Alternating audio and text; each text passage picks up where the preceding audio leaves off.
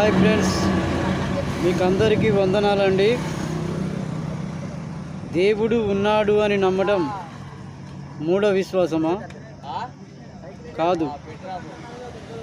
ఎందుకంటే మానవుడు తనకున్న నైతిక వివేక ఆలోచనల ఆధారంగానే దేవుడున్నాడని నమ్ముతున్నాడు.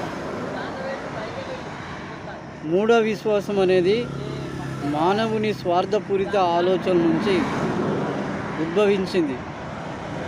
కాబట్టి మూఢ విశ్వాసాలను అనుసరించేవారు దేవుని నామాన్ని కూడా వాడుకుంటారు. దేవుని నమ్ముతూ మూఢ విశ్వాసాన్ని కూడా అనుసరిస్తారు.